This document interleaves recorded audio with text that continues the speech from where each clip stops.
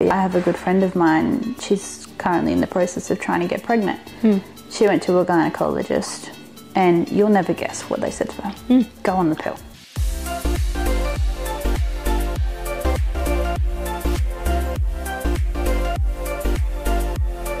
Hello and welcome to another vlog on YouTube and podcast on Spotify by the Fit Minds podcast. Coach Mariah Jean and Coach Chloe Jane here. Hello, hello. Hello. We've done roles reversed today. Bubby's on you again. Back like old times. Yeah, that's right. It just gives me a bit of time. People must think I don't hold my baby. I do. I just like not holding my baby sometimes also. Very valid. Yeah. Also realised that I'm wearing slippers and Adidas socks. It's a look. I just was like, should I change? No. Absolutely not. I am not changing for anybody. It's freaking freezing. Yeah. So this is our attire. I'm pretty sure these are from Temu. The slippers? Yeah. They're I've seen similar ones in Kmart. They're going pretty hard, eh? I think they cost me like a whole $5. Yeah, I think Kmart ones are similar. Investment. Mine are Kmart. Are you trying to sell me on Kmart? I love Kmart. Stop shopping at Temu and use Kmart. Temu's good too. Kmart is good. I like Temu's hit and miss though, because it's online. Yeah, well, this is from Temu and now it's like swimming on me. All the tops are too loose now, but you get what you pay for. That's it. Whereas Kmart, you can see and go in and have a look. I'm going to be in Kmart this afternoon now. I don't have the money for that, but maybe. How many times have you come back from Kmart and you're like... Go in for one thing and then you come out with about 10. They see us coming. And it's like, oh, just a couple bucks here and there. And then you end up walking out with like a $300, $400 bill. And you're like, oh, okay. So cheap. I buy everything. So today, we've got a little shit talk out of the way. Always. Love that. Today we're going to talk about the crucial topic. I love this topic. If you ever want to know sometimes where our topics come from, my lovely virtual assistant, Carol, thanks Carol, you champion, comes up with all of these topics, and this one's a banger. It's a good one. Whew, I love it. How much time have we got? Honestly, I could do hours on birth control. If you're my current client, you know how I feel about birth control. But hey, it's always good to listen in and I guess have a little bit more insight into what you're putting in your body and the impacts of what you're putting in your body on your training, your moods, your nutrition choices, and the list goes on. So first off, let's start off with, I'm not on birth control currently myself. The only kind of birth control I'm on is, and I wouldn't consider it to be hormonal birth control, so I should say it is still technically birth control. I stand corrected. I have a copper IUD. And for those at home not knowing what that is, it's probably because it's not really widely known of. Like, you know, it's not something... It's nothing. Yeah, it's not common. The copper IUD is basically a little rod similar to the Marina, has a copper reel like wrapped around it, and it has no hormones, none in it. So all it is it acts as an irritant and a spermicide. So if anything... Pew pew. Yeah, the spermies. And it also acts as an irritant in the cervix, so it never really fully allows it to settle enough for you to be able to have a place where you can conceive. Exactly that. I had a copper IUD years ago and I actually did get pregnant on it, but it slipped, so that was a whole other case. But I still went back to using a copper IUD and I had to search high and low for it and was questioned. I remember you saying that. Yeah, as to why I wanted to use a copper IUD. So we will talk about that later on in this podcast about different forms of contraception and the benefits and pros and cons, and why we might find that some practitioners are pushing some more than others and maybe not being suggestive of things like a copper IUD as a hormonal free alternative. Birth control for Chloe? No, I'm not on any birth control. I haven't been on birth control since last October. Yep. Was primarily trying for a baby. Yep. Circumstances have changed now. Yep. But I don't think I'll go back on. I had the Marina for 4 years, 5 years. Right. 4 years. And look, at the time I enjoyed it because I didn't get periods. But looking back at it now and the struggles that I'm somewhat facing, I question whether the Marina was the cause of that. Yep. or even maybe potentially contributing, because sometimes it's a plethora of things that are going on there. Exactly that. Same with me though. I was on the pill from the age of 14 to... Yeah, I was 16 when I finally convinced my mum to let me go on the pill. How many people here, you know, listening to this podcast, were put on the pill by their parents or their GP unknowingly suggested that the pill, you know, especially getting painful periods when you're younger as well, you know, skip a couple of those and it'll help to regulate your hormones. I love that one. So, is it any coincidence that we are in our mid-20s, leading into our 30s and stuff like that, and where most women, many women, are choosing to boycott hormonal birth control? People are becoming more educated. We're waking up to what is really in these drugs. Specifically, they are drugs. They are drugs, yeah. And what I would like in birth control too, and this is not going to hate on birth control, because I have clients who are on the pill, who are on the Mirena, and I do understand that for them there's a few reasons why they have chosen that. Convenience, of course. Yeah. You know, at the end of the day, if you're in a relationship, out of a relationship, sexually active, any form of birth control is better than none if you do not want to conceive. I believe that no one should be put in that situation or circumstance in their life if they don't want to be in it. Women should have that control. Absolutely. However, also we know that, you know, the use of condoms, for example. It's a very taboo topic. A lot of, like we had that conversation earlier, and I was saying to Mariah that I feel like this generation, condoms are so shamed upon. They're for losers. Yeah, or... I'm not going to wear a condom. I can't feel anything when I wear a condom. Obviously, I don't know the sensation, but... If a guy says that to you, that I can't feel anything, or I don't get as much pleasure... Run as far as you can, because that person... I would turn around to him and be like, okay, well... Who else have you said that to? And, you know... Not only that, it's like, all right, are you going to step up and be a dad when you get me pregnant? Yeah. And the other part of it too is it kind of shows a few parts of their personality. Yeah, exactly. Number one is that they're not willing to take responsibility for their part in birth control, and that you hold all the responsibility, and they want you to be, and if you're on the pill, you're like this shiny object of like, oh yeah, a woman on the pill, ooh. Yeah. So they basically are selfish, for one, because like, hold on, why am I the one? And a condom doesn't do anything to them from a hormonal perspective. Exactly right. And the other part of it is that the risk of STD and STI transfer, right? We don't think a lot about that when we're younger, but as we get older and you might have more numerous sexual partners, and this is the reality of it, we're unfiltered here. If a man says, oh, I don't like wearing condoms, what are the chances that that man has done that to multiple women, and the high risk of catching an STD or an STI from that person? Exactly right. So if anything, I think green flag is a man who actually wants to wear a condom will actively be like, I'm going to put this on. Yeah. Because I think that's a really smart decision. I think both Alex and I got STI, STD checked before we got into a relationship. And it was one of the most responsible things I think I've ever done in my entire life. Because I don't think I've ever done that before getting into a relationship. Really? No. Yeah. And that was how I found out I had HPV, and it was quite scary because I wouldn't have known otherwise. There was a couple of symptoms I had over the years, and it's now gone, which is fantastic. HPV is very common, and I'm pretty like transparent about stuff, because when I had the positive test, I had to go get screening and stuff, and the scrapes and everything. I've done the same thing. Yeah, and it's like it's as common as the cold. I think like 98% of women end up with HPV. Interestingly enough, though, HPV can be transferred so easily, and it will, certain strains of it can kill women, cervical cancer, and doesn't really do much to men. Yeah. So here we are facing an epidemic where birth control, the pill, hormonal birth control is put on a pedestal, and condoms are not, and yet for some reason there's not enough, I suppose, information out there for people to know that, hold on, there are some serious downsides to using hormonal birth control. There are pros and cons of each, and you need to weigh them up as to whether or not you're just taking birth control to be a people pleaser and to skip your periods, or for the convenience, or whether or not you're actually willing to look a little bit further into it. So I think we could probably talk about the different types of birth control, and then probably go into the impacts of hormonal birth control on your training, etc. So the pill, the standard 30-day cycle pill with the sugar tablets, which we were talking about before, that sometimes with the sugar tablets, how many times did you used to skip on the pill? When I first started the pill, I was pretty good. But obviously as I got older, started doing more sexually active and whatnot, skipped it a lot. Yep. Same. I was very similar.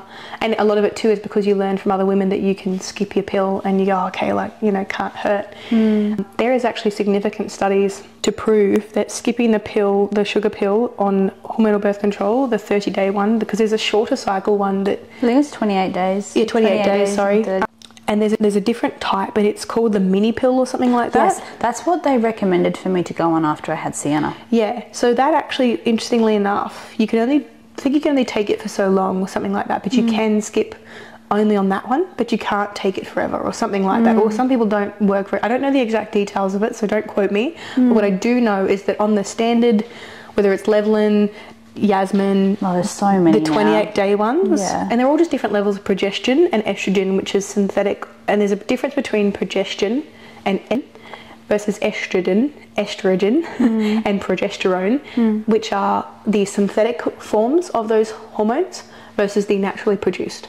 And in your pills, you have a ton of the synthetics, right? Yeah. And that's pretty much all it is. Different levels of it. Marina is obviously directly put into your uterus and released into your uterus, which explains the constantly suppressed cycles. And then the pill, the 28-day pill, the one where you're skipping the sugar pill, there is actually negative adverse effects to doing that, in that you end up with high levels of synthetic hormones in your system, which over time decreases your calcium and iron absorption.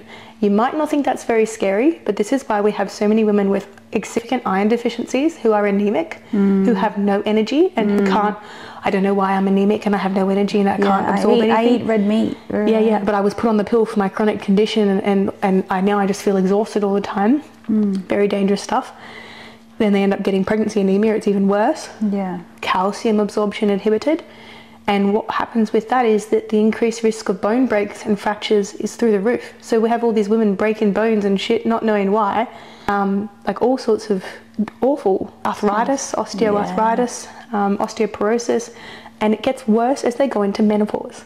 And so the menopause symptoms, again, if you do enough digging, this is not left of centre, this is very publicly available medical information, that if you have been on birth control, hormonal birth control for long stints, we're talking 10, 15 years, without significant breaks, that going through menopause is far worse. The symptoms are exacerbated, and most women who have gone on birth control for the most part of their life end up having to seek out HRT for their menopausal period. Wow. So a lot of the girls who are deciding to come off the hormonal birth control around our age are actually making really smart choices for later on in life. Also, common misconception that we can just randomly be able to get back our fertility after being on birth control for a long period of time. If we were to look at the way that we look at women's hormonal birth control, the way that we look at men's PEDs, which is high amounts of testosterone, what are the impacts of that on a man's reproductive system? There's no difference. That's right. It's the difference. There is, but it's in terms of what you're putting into your body, synthetic. Yeah. So what it actually does, the way that drugs act, is they actually basically pump synthetic versions of it and they suppress your own natural production. So therefore they're suppressing your natural cycle, and in a man it's suppressing his natural testosterone production. So there are going to be side effects for him in PED use, as there are going to be side effects for women, and yet we frown upon PED use in men, but so openly promote birth control for women because of its use. And the suppression of a menstrual cycle is such this convenient thing that, oh, well, I don't have a cycle, right? So it's pushed upon people of, especially with endometriosis, PCOS, adenomyosis, like I've got. How many times have we heard the story of, we were telling in another podcast about the gynecologists referring people to prescribing, here's a hormonal I birth don't know control. whether I've mentioned it before, but I have a good friend of mine. She's currently in the process of trying to get pregnant. She went to a gynecologist, and you'll never guess what they said to her. Go on the pill. Yep. And first of all, they're fucking expensive. Yeah. You spend close to $400 a session to be told to go on the pill. To go on the pill to do prevent the thing that you want. Yep. And what's interesting too is that gynecologists are actually not trained or even educated in the areas of nutrition and the influences on nutrition on the female menstrual cycle and on inflammatory conditions such as endometriosis and PCOS. That's our job, and that's the job of dietitians as well. So what's happening, these women with these chronic conditions like endo, like PCOS, adeno, are going to their doctors, being referred to a gynecologist, and then being put on the pill. And it's this kind of big circle, right? Or they're going to the doctors and being put on the pill. It's this big circle, and they go back around again, and all you're doing is suppressing the symptoms of that condition, but the condition still exists. It's still present. Still there, right? And all it is just dormant. And what they've actually found is prolonged periods of time on these birth controls might suppress the symptoms temporarily, but when you go off them, and you will need to inevitably come off them to either get pregnant again or in general, or to stop yourself from getting osteoporosis and the other side effects, is that you're going to have to deal with this chronic condition, and it's going to be far worse. Far worse, I'm going to say it's exacerbated. It doesn't improve. It doesn't improve the condition. So you're putting a band-aid over a bullet hole, basically. What they're finding though is that if women are looking at things like diet adjustments, looking at foods that give them things like constipation and inflammation with those particular conditions, there are certain foods for people with PCOS, not specifically for each person, it's different. Anti-inflammatories. Who are anti-inflammatory, or things that inflame the gut, which we've talked about, which is often highly processed foods and saturated foods in high amounts. So I had to learn this about my adeno. There are certain foods around, especially just leading into my cycle, that I need to just ease up on a little bit. I was going to say, I think I'm very uneducated in this area, in the sense that I was naive and oblivious, and it's not since me trying to fall pregnant and struggling, being, well, what the fuck? I'm young, I'm healthy, I had 2 very easy pregnancies that happened I fell pregnant within a month of trying. And that's also when we're in our ripe years of conceiving. So basically with women, we have this being able to conceive peaks at around 26, I think. Well, they say fertility? Around 25, 26, which is my age. So, and then it's this whole like horror story of there's a slow decline from like 30 onwards and your eggs halve per year or something like that. It's quite scary. When you're told the news. When they say, so as a baby you're born with all your eggs. Yes, you are. She has all of hers. And then obviously over time. It actually blows my mum's mind thinking that she was inside my mum, because I had my eggs and I was in mum. So which doesn't happen with men, because there's obviously turns over, whereas we have these beautiful little eggies that have been with us for, well, forever. So it's quite sweet, really. But the thing is you shouldn't be scared about the fact that your clock is ticking. Absolutely not. I think it's more a case of, because when I went to my gynecologist, who I've never gone back to, mind you, she did the whole, oh, you're getting older and you've got adeno and you should just get pregnant. She said you should just get pregnant. There's no evidence to support that getting pregnant improves adenomyosis, but perhaps endometriosis, because the lining is stripped, but adeno is completely different in the way that it presents. And so she threw that at me, or said go on birth control. And I was like, that is the biggest waste of $400 I think I have ever spent in my life. And I went away and did my own research about what would improve this condition. And mind you, this copper IUD that I've got, the only reason why most practitioners will not prescribe copper IUDs is because there is a chance of increased bleeding and pain for periods. So obviously no girl wants to hear, oh my God, my birth control is going to make my periods more heavy. And the way I look at it as well now, it's like when we go back to the very beginning, women were designed to have periods. Yes, biologically. Why are we suppressing them? Yes. And why are we normalizing this? If you think about it, there is a reason why we have a cycle the way that we do. Our hormones fluctuate the way that we do. And I guess my question as well is, were all these chronic conditions present back in the day? There was instances where there was things like stillbirths and everything like that, but also we don't have many of the numbers for back then, it's becoming so common. The second person you speak to has got, and like, I'm not sitting here being invalidating because it's awful. Everybody, anybody, but you have to sit back and think, why? There hasn't actually been, and this is what's really, really alarming, is there hasn't been enough study into women's health. There's some alarming study of something like 2% of study is done on female-specific issues. 2%. 98% of studies are done on men. Because there's so many. Where do we start? But a lot of it is because we've got people who want to go and do their masters and they want to do something that's pretty easy and not controversial. And we're going up against the medical world here and the pharmaceutical world and the Western world as well. But at the end of the day, if your GP doesn't give you options with birth control and doesn't present the risks of birth control, I love my GP, she's lovely, but as I said, I've mentioned that I don't want the side effects of hormonal birth control, and she hasn't argued with me. She's always just gone like, okay, because she knows I'm right. Yeah. She understands that. But the other problem is that we have a society, Western society, we don't help ourselves in this process. No. We want something quick. We want something today. We want to make sure that we don't have any inconveniences, that we're not in pain, that we band-aid stuff, that we pop a pill, that we, but I got this cool thing from my doctor. And we could go down a rabbit hole with all the things. But the amount of people who are on multiple medications and they say, but I need this. What's really interesting is if you actually start the discussion with them and talk about the different things that they've got, how many of those could be eliminated? And I can show the evidence through nutrition and dietary changes. Huge amounts. Obviously not things like cancer, but there are a massive amount of chronic conditions and people suffering with them that have not been told what types of changes they could make in their lifestyle, which could mostly eliminate all of their conditions. When I was 16, I was on 6 different medications at 16. Wild. And some of the medications were to counteract the other medications. Currently, I actually all through pregnancy, I was only on one for reflux because it was really bad, and I was so glad for that reflux. But the long-term impacts of that was a vitamin B deficiency, which I didn't end up getting because I didn't take it long-term. I don't like taking medications, but wasn't on one for ages, and I've just started a breastfeeding support medication, which is to increase prolactin. So I like taking medications temporarily to then be able to help a problem and then kind of kickstart my way out of it. Yeah.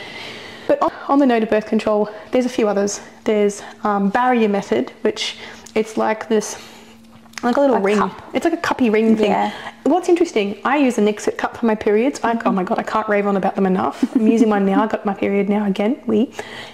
Nixit cups are fantastic because you can actually use them for intercourse and you can use it as somewhat of a barrier. It's not going to be perfect, but you can use it whilst, on being on your cycle. But there is a specific one, which is a barrier method, which it works like a period cup, but it isn't a period cup. I think it's better than a period cup. Yeah, for obviously as a barrier method. But I mean, pretty much it's like the pill, condoms, Marina, the bar. IUD. People have this idea. Is that an IUD? No, the IUD is the Marina. Yeah, this is a bar. I think it is called the Implanon. Yeah.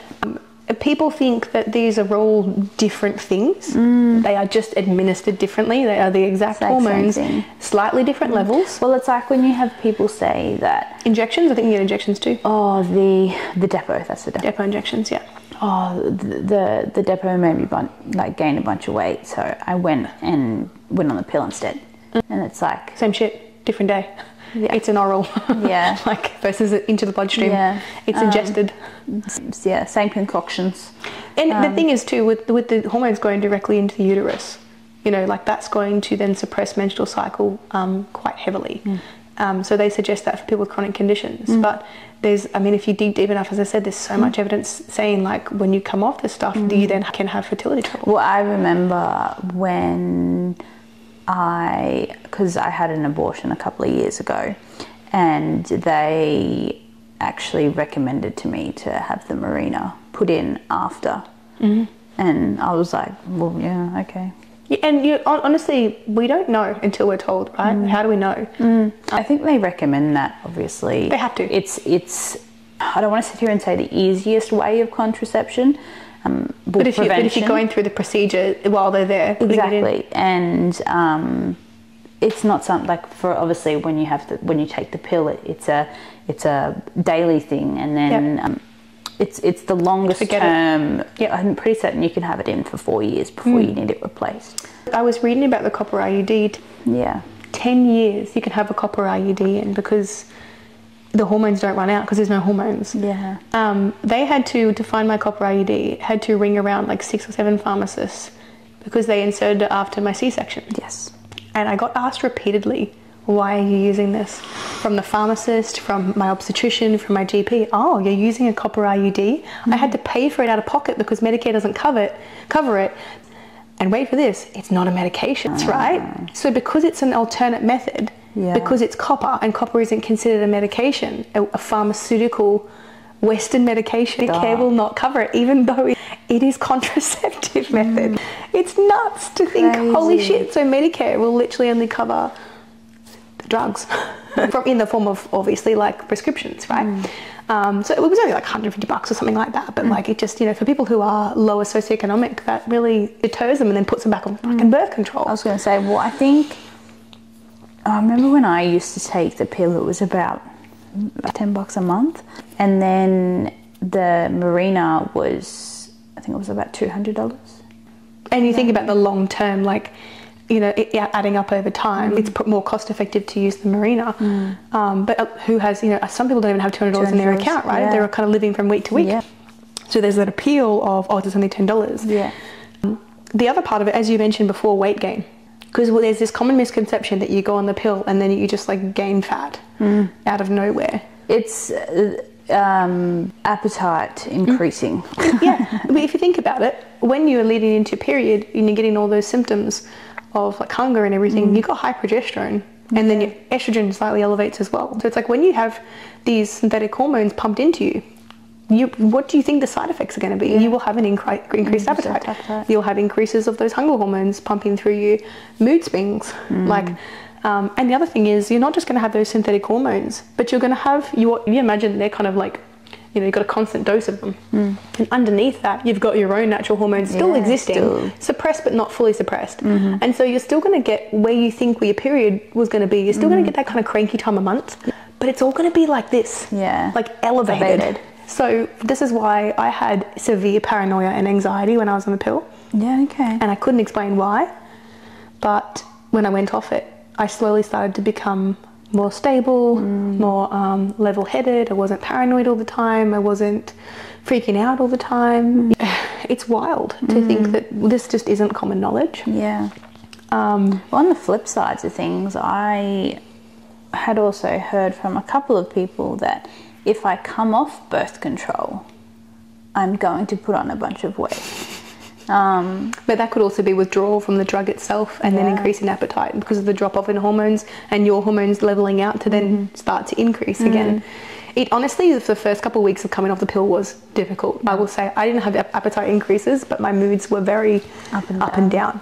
And acne? Acne, correct. You can get it on the pill or off the pill or coming off the pill. I know a lot of people that suffer from, my little sister, for example, she can sometimes get really bad cystic acne. Yeah. And got referred to going on the pill. What I find so funny though is, and I do think that some drugs can be used as secondary uses for other things. Like the drug I'm on at the moment is actually a secondary use. It's used for nausea, but it actually has a secondary use they found, which then had increases in lactation, right? So I was having issues with my supply. And so I'm like, okay, in this instance, an anti-nausea drug, it's also a short-term thing. You only use it for a couple of weeks. It's not going to hurt me. Same with when I had my allergic reactions, the lip ones. You're on steroids. I was on steroids for a short period of time, on and off, right? That type of stuff, it's not, you know what I mean? It's in and out of your system. It's not detrimental. It shouldn't be because it's short life, short half-life, etc. We're talking about years. Like, and it's just nuts. Decent amounts of time. And the cystic acne and stuff like that, like to go on the pill for something that's primarily used as birth control, to then treat something like a skin condition, which may not even necessarily be in relation to her hormones. I was just about to say, sorry to slack my little sister off, sorry Sophie if you're listening to this, but her diet was shit. Diet, sleep. And her sleep was shit. She ticked all the boxes. Skincare, wearing makeup to bed, different brands of makeup. I have no makeup on today. I've got a little bit on a red dot on my chin. But I had terrible acne. This was probably maybe like 2 years ago, maybe a year and a half ago, before I was pregnant. And it was because I was wearing a particular 2 brands of makeup that were making my skin break out so badly. And some of them, weirdly enough, will come with a skincare range, you know, that's anti-acne, because they literally cause the acne to then make you use the skincare range. It's just wild. Well, I've always been pretty lucky with my skin. I mean, when my stress levels are high, which has been recently, my skin does flare up, and I get a couple of chin and jaw hormonal pimples when my period's due. But other than that, not so much. Not so much. And it's interesting, as soon as you just like stop putting shit on your skin. I'm so bad with skincare. Yeah, but honestly, I never used to really have to, like, I had all these skincare products and then I just stopped wearing makeup for long enough and started using like a more natural, I use this, actually I'm going to plug a brand called Bloom, Bluem. Is that the cleansing balm? It's a soap, and it's by a mum who wanted to be able to provide something that was a safe alternative for pregnant and breastfeeding women, and I actually read it in my baby journal. And I ordered it thinking, fuck it, it's not that expensive, I'll see how I go with it, and it just don't break out. I'll occasionally get like one or two, but I will not break out anymore. And I use this really cheap, like really called the Simple moisturizer. Yeah, that's what you got me on that. Yeah, I use it. And it's awesome now. Like, and it's like non-greasy, and it's a $10 bottle of moisturizer. And sometimes, a lot of the time, Coles have it half price. Stocked. Yeah, that's right. And because no one knows what it is. And the soap bars that I use are $10 a bar as well online. Yeah, and you can order them in packs. And they do like a recurring, you can, but they also do a recycling system, which they, like any sort of offcuts of soap, they recycle and use them. You can buy them too. Beautiful. So they're really sustainable as well. It's really quite sweet.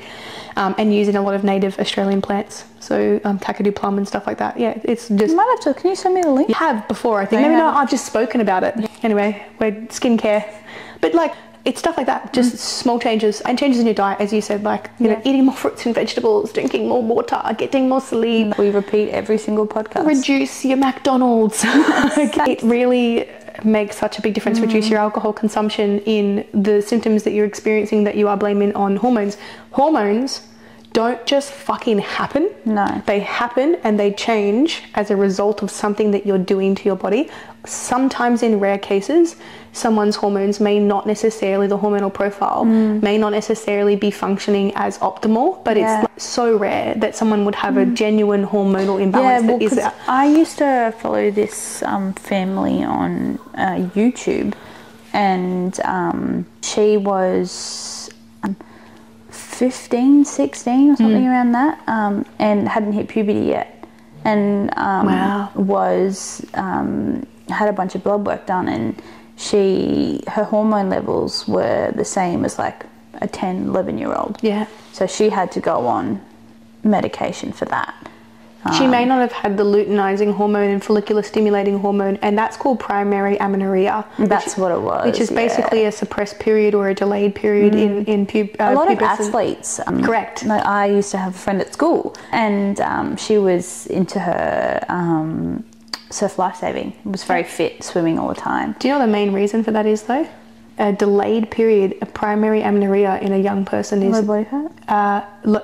Not technically low body fat. They've actually found less evidence to support it. It's low carbohydrate intake, not eating enough to support. We had this conversation today. Yeah, not eating enough to support. And the thing is, with athletes, sometimes, especially with swimmers and triathletes, etc., they're expending so much energy that it's actually very difficult to feasibly get enough in without being sick. And their parents are so health conscious. Oh, I can't give them juice. I can't give them lollies. I can't. And this is the shit they need to be, because obviously tooth decay. Yeah. But this is the shit, you know, even like maltodextrin powder that the parents need to be giving them to adequately fuel their workouts and their training sessions, and not have their periods suppressed for that. My mother didn't get one until she was 17. I was really young when I got my first one. I was 12. Yeah, I was going to say. I was excited.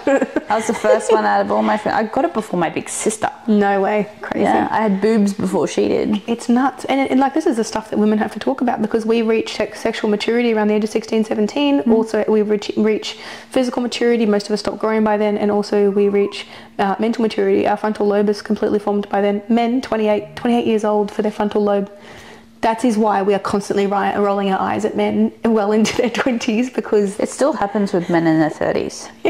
They just blame the frontal lobe. My dad is like nearly 60, and some of the shit that he says, I go, that's so simple. And maybe that's why they get things done efficiently, because not a lot bothers them. But we digress. From a birth control perspective, it is up to you what you want to do. The last thing I want to talk about is the impacts on your training, right, of taking birth control. You will see I never recommend birth control for physique competitors. If they ask me, should I go on or off it? I don't say my professional opinion is you should go off, because I can't really give that advice. Yeah. However, now I've got my postgrad, I can certainly say to them, here are the impacts of long-term use of birth control. These are studies that have been These done. are the impacts on your performance. And with the sustained levels of synthetic progesterone and estrogen, we do see a decrease in strength, strength and overall fitness in general. So basically, and they even saw this when they were doing studies on Olympians. Olympian competitors, people on birth control versus not. And they were seeing that there was a significantly negative impact on their performance. So, if you want to see what it's like to actually... And also too, with physique competitors, if you're on birth control, we don't know when you've lost your cycle, well, that's what I struggled with, being mentally. Yeah. Like when my weight would spike a little bit and I'd come to you and you'd be like, Chloe, did you have your period? And I didn't know, because I didn't have a period anyway. Yeah, and this is why it's really difficult, because if you're on a Mirena or birth control, as I said, you still get those little hormonal changes. And so we have to kind of blindly spot where your period might have been. Yeah. And also we don't get to know when maybe we might be pushing you a bit too far because your menstrual cycle has gone. Exactly. And when you might need a diet break because your menstrual cycle has gone. Yeah. And signs of when your menstrual cycle disappears or is starting to be affected, such as oligomenorrhea, which is delayed or irregular lengths of period, you find that, there's this, you can actually see, okay, cool, there's a correlation back to what we're doing to the person. But if you can't see that, and for your own perspective as well, obviously I know personally when I'm in a certain point in my cycle, I'm not as strong. Right? Also mentally impacted as well. Exactly. Shitty moods and cranky. So being able to go into the gym and you're not pushing the weight as much, you self-punish a lot. Yep. You go, for fuck's sake, why is my weight dropped? When in reality, it's because of your period, and you are unaware of the timing of that because you are on birth control. And unless you're tracking, but then again, you still don't know. Got no idea. Yep. Because you could be getting weight fluctuations for all sorts of reasons. But the other part of it too is that, fluid retention, you can get that from birth control as well. I've seen people come off birth control and lose 2 kilos of fluid a week. Didn't happen to me. Nuts. I did have a client who it happened to, and she was like, holy shit, my life has changed inevitably. Yeah. And what was great is one of the main reasons that she was on birth control was from previous sexual partners. And I just went, stop doing it. Yeah. Just stop doing that to yourself. It's just so empowering to be able to make that decision. But it's hard because as a sports nutritionist, it's very difficult to give people advice on their sex life. Where do we blur the lines there? But yeah, look, I think knowing you're going into your luteal phase is great, because you can communicate with your partner as well. Look, I'm in a shit fucking mood. I've got backache. You then know with conviction that you're going to go to the gym and probably taper back your weights. Yeah. Not go hard on yourself. Try and get some extra sleep and extra water. Well, that's another way of coming off birth control, and if you aren't trying to conceive, preventing that is tracking your cycle. I love tracking my cycle, and that way, you can only get pregnant when you are ovulating. Yeah. Okay, so yes, it may mean that there's a week there where you can't be sexually active. There's lots of other things that you can participate in. Yes, correct. But you have the ability. Especially, for example, if you're not actively trying for a child, but at some point you might want one maybe in the future, or, it can be hard because for some women as well, they're highly fertile. For example, they could not be ovulating and then for some reason they just fall pregnant. Maybe the sperm lasts a bit longer. So yeah, there is definitely a way of, especially if you're not overly fertile, of being able to avoid ovulation. Absolutely. That is a really fantastic way of, I think it's called natural birth control measures. And I would only really suggest doing this if you're in a very stable relationship. And everything like that. I think they say, when I was doing a lot of reading on it, because obviously when I was trying to get pregnant, I was like, all right, ovulation. You're trying to find the window. This is the best. And it was like 2 or 3 days leading into your week, and then 2 or 3 days after. Yes. Because of the life of the sperm. Which is 7 days, I think, roughly. 7 to 9 days or something like that.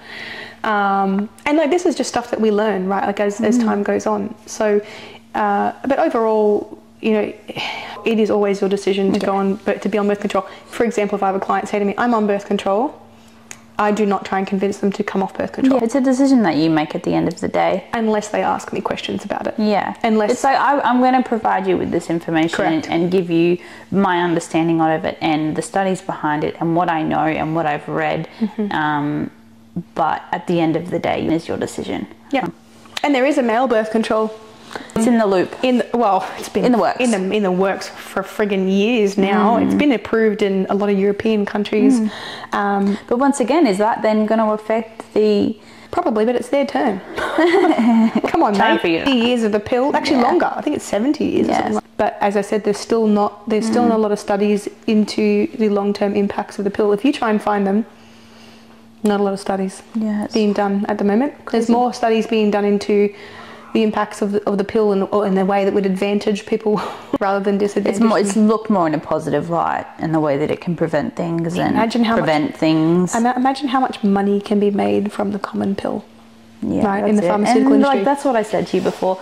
A lot of birth control situations, the actual birth control itself, the gynecologist, the doctor's appointments, it's money making. And also for them as well, because they're so used to people wanting an instant solution. People come to them and go, quick, fix me. So they're like, fuck it. Here you go. Because they're so sick of telling people, hey, you know, like it could be some lifestyle factors, and they don't like referring out to a dietitian because they don't like basically saying, I'm not capable of helping you. So sometimes it's an ego thing where gynecologists or GPs are like, I'll take care of that. Yeah, that's my area of expertise, you know. And then they end up, unfortunately, leading some people down the wrong garden path. And this is why dietitians and nutritionists are pissed, because we're like, please refer people to us for chronic conditions where they need changes in their diet, and stop giving them diet advice, number one. And number two, stop prescribing the medications that are unnecessary or make necessary. Sorry if you can hear Lolly crying in the back. She's not being tortured. Lolly has been, she gets locked in a room if she misbehaves before the podcast, and I think she wants to come out soon because she can hear us having a better time without it. She gets FOMO. Yeah. Anyway, I think that's about it. That's it. Look, I don't think there's anything really else to note. But yeah, just know that obviously if you are on birth control, quite comfortable taking birth control, we aren't sitting here telling you get off birth control. Definitely not. Yeah, like it's just explore your options. Explore your options and research and talk to people who have studied both sides. Yeah. Always remember that if you are quick to take on something, it's like looking at a debate. You've always got to see both sides. Okay? What are the potential pros and cons? And if you haven't been made aware of the cons of medication, run in the opposite direction because you need to be given that pamphlet, or you need to be saying to this person, hey, can you just tell me what are the long-term impacts of taking this? And if they can't tell you, then get a second And I think opinion. a lot of people can sometimes be a bit naive. Correct, absolutely. It's like, well, this is easy, this is convenient, I don't even give a fuck about the other stuff that's going to come along. I'll deal with that when it happens. It's the younger version of ourselves and not the adult version that probably as we get older we think more about how is this going to impact me and my family. Which is really sad when you think about it. Yep. But this is why we do what we do. This is why we talk about... I was going to say, this is why we're here to educate. Women-specific topics. Yeah. And I'll educate my daughter as well. She will know well and truly. It's frightening to think that I won't just throw my daughter on the pill, but I would much rather she know that there are alternatives and to stand her ground, and that, you know, at the end of the day, like, I would rather that than impact her health long term. Absolutely. So, anyway, I think that's about it from us. If you've got any other questions about impacts of hormonal birth control, anything we haven't covered in this topic, in this podcast, swing us a message, have a chat to us. We like chatting things out, or share this podcast with someone that you think that really needs to listen to it. Once you start to experience the strength increases of your ovulation phase off birth control, you won't want to go back. You just go full beast mode. Honestly, it's fantastic. But I'm a bit sorry to... Your strength, yes, your strength is interesting. Yeah, because I don't actually, like, I am strongest at the points when I'm on my period. Some people do actually experience that phenomena, period-induced strength increases, and it's just your particular profile of hormones that works for you. I'm day 3 onwards from my period. So day 3 onwards, I start to get the strength increases. I'm pretty textbook. And then through ovulation, same thing. But for some people, their whole period wipes them out completely. And for some people, they get food cravings during their period, or they'll get food cravings before their period. I'm like 2 weeks before. I'm before, correct, through the luteal phase. Then on my period, I get a huge appetite drop because I'm in so much pain. So, But at the end of the day, like, you know, sometimes if you're willing to put up with some of the symptoms like this copper IUD, I know that my bleeds are going to be heavier. I already get heavy periods, so my periods are pretty hellish. I just know that I would rather that than chronic anxiety. I'd rather that than the troubles with hyperfertility, the complications. Yeah. And, you know, I know that I want to wait that if we ever do have a second child, that 2 years at least, between 2 to 3 years, the infancy stage for her, and certainly for my body to do its healing between. And so of course we want to use some form of birth control to be able to prevent that, because it's not like we love the opportunity to be pregnant, absolutely, but also for women, they need to have that option to be able to put it on pause between pregnancies. Yeah, absolutely. Yep. Thanks a lot for tuning in, as always. If there's any topics that you would like us to cover, please feel free. If you want to comment on our ridiculous foot attire, because on YouTube it seems like everybody wants to comment on our feet, so please go ahead and give us some. I'm pretty certain I've worn my slippers every podcast for the past you committed to the cause. It's just because it's cold. It is freezing. Yeah, it is very cold, but it's sunny Queensland. It was 0 degrees in Ipswich apparently last night, where my brother lives, and Toowoomba, where my dad is at the moment. Oh my goodness gracious me. I was like, I got hot last night. Did you? Yeah, I did. We have all the windows shut in our room at night, so sometimes I get hot. I get hot because I have a big body sitting next to me. Lying next to me. It's a fun time. Our little heaters, our big heaters. Big heaters, and then 2 dogs. Oh. And a child. No thanks. I'm good. Oh wait, I've got a cat, a dog and a child. They're just slightly smaller. All right guys, thanks for tuning in. We'll look forward to doing another podcast for you soon. Bye. Bye.